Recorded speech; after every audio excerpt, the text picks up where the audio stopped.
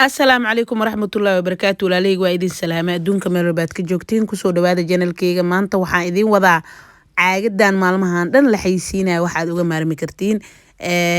waa kaas walaalahayga bur ay halkaas ku heesanaa saliid yar ayaan kusoo darsaday cusbo iyo sisinta madow ayaan kusoo darsaday biyo qandaca ayaan kusoo darsanayaa si fiican ayaan usoo cajiimayaa dabcan waxaan qasanayna waxa waaye waa foolyadii adiga oodan iskor saarin oo qaabka caagadana loo sameeyay ayaan insha Allah sameeysan doonaa anaga oonan u baahnayn caagadii inaan soo iibsano wax gacanta lagu sameyn karo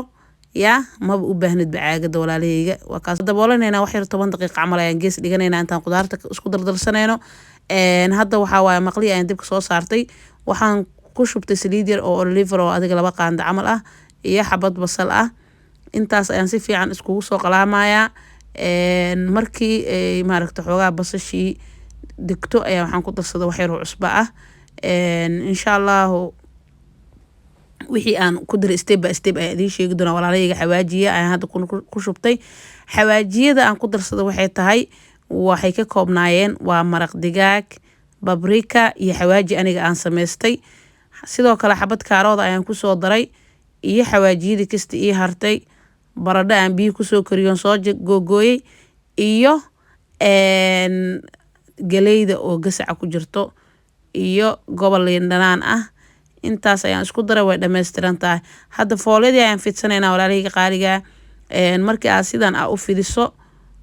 waxa waaye midiya soo qaadanaysaa si fiican ay u fidinaysaa markii aad fidiso midiya soo qaadanay dhexda ay ka kala goynaysaa waa isku laabe tartiib biyo ayaa marinaysaa dhag calaa duul qudaartii aan sameeyna ayaa gudaha looga soo shubaya dalaq waa u jeedin walaalahaygano marka maba u baahnaba in la iskor saaro iyo waa qaabkii caagada loogu sameeyay le oo gacantaada aad ku sameysatay waxaan rajeynayaa inaad ka faa'iideen muuqaalkan hoosna sidoo kaleeto biyihi le ayaad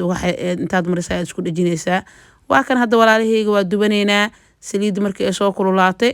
ma la isbaraya sida sambuus loo dubo qof walba way taqaanaa laakiin waxaan idin tusinayay muuqaalka ayaan rabeynaa insha Allah step by step idin tuso